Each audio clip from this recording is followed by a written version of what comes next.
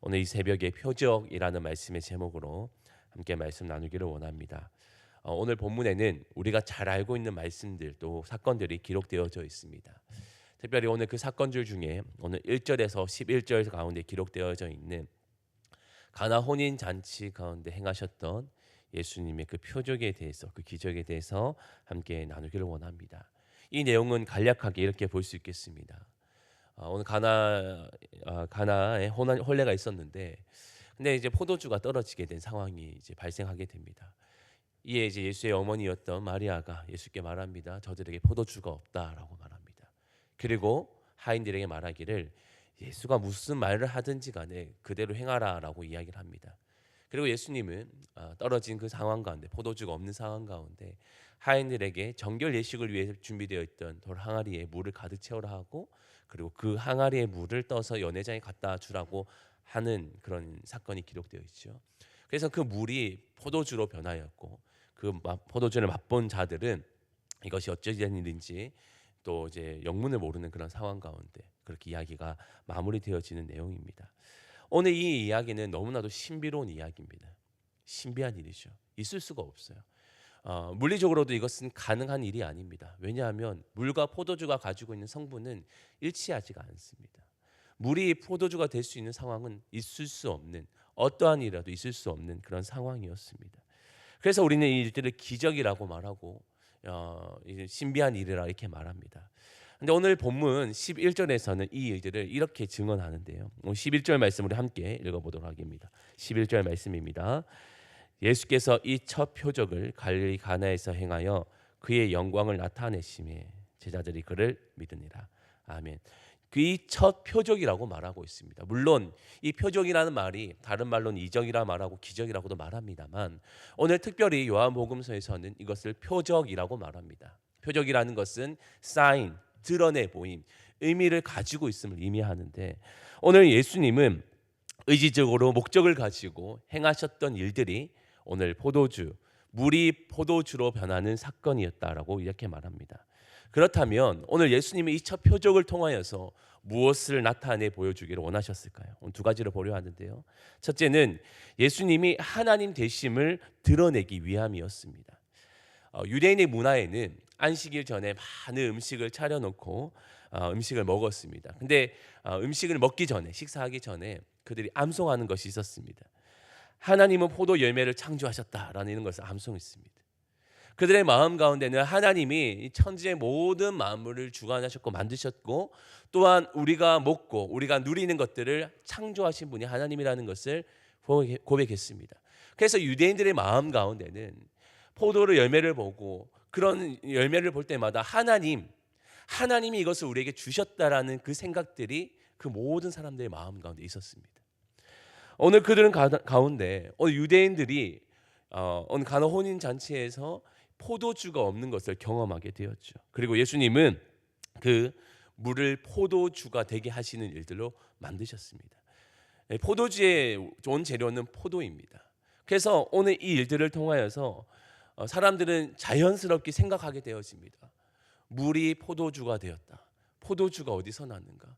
포도주는 하나님이 주시는 것인데라는 자연스러운 생각을 이끌어낼 수 있는 겁니다. 그래서 오늘 물 그리고 포도주를 만드셨던 예수님을 생각하면 자연스럽게 하나님을 생각할 수밖에 없습니다. 그래서 예수님은 곧 하나님이시라는 이 생각을 자연스럽게 만들어내고 있는 것입니다. 오늘 예수님은 의도적으로 오늘 그것을 보여주고 있습니다. 너희가 생각하는 그 하나님이라는 것을 이야기하고 있는 내용입니다. 그래서 요한복음을 시작하면서 우리가 요한복음을 읽으면서 느껴지는 것이 있습니다. 그것이 무엇을 드러내냐면 예수님은 곧 하나님이시다라는 것을 잘 말해주고 있습니다. 그래서 1장 1절에서 이렇게 선포합니다. 태초에 말씀이 계시니라. 이 말씀이 하나님과 함께 계셨으니 이 말씀은 곧 하나님이시니라. 예수님이 곧 하나님이시라는 것이 요한복음이 드러내는 목적이었다면, 오늘 가나 혼인 잔치를 통하여서 예수님이 나타내고 싶으셨던 것도 내가 곧 하나님이라는 것을 그들에게 말씀해 주고 있는 겁니다. 오늘 포도주 그 하나만 봐도, 포도를 통하여서 생각하는 것도 하나님이 우리에게 포도를 주셨는데, 오늘 우리에게 포도주를 주신 이도 예수님, 그분이 하나님이시라는 그 생각을 불러일으키기를 원하셨습니다. 그래서 오늘 예수님의 이 표적, 이 첫 표적이 나타내는 것은 바로 예수님이 곧 하나님이시라는 것을 나타내기를 원하셨습니다. 두 번째로 나타내고자 하셨던 것은 예수님의 보혈이 그들을 정결하게 하신다는 것을 오늘 말씀해 주고 싶으셨습니다. 오늘 예수님이 하인들에게 명령하는 내용들을 다시 한번 보려 합니다. 6절과 7절 말씀을 함께 읽겠습니다. 6절 7절 말씀입니다. 거기에 유대인의 정결 예식을 따라 두 소통 드는 돌 항아리 6이 놓였는지라. 예수께서 그들에게 이르시되 돌 항아리에 물을 채우라 하신즉 아기까지 채우니. 아멘. 오늘 정결 예식을 위한 돌 항아리가 있었다라고 이야기를 합니다. 그리고 그 항아리에 물을 채우라고 말하고 있습니다. 이것이 너무 중요한 부분입니다. 당시 그들에게는 정결 예식을 너무나도 중요하게 생각했어요. 특히 유대인들에게서는 정한 것과 부정한 것에 대한 철저하게 지키는 것에 그들에는 애를 썼습니다. 그래서 성님을 대접할 때도 정결하게 하기 위한 물을 준비하는 것은 마땅한 일이었습니다. 그래서 그 물을 통해서 씻고 정결한 가운데서 교제하는 것이 그들이 가지고 있었던 문화였습니다. 그래서 오늘 또 그 물을 준비해 놓았던 것이죠.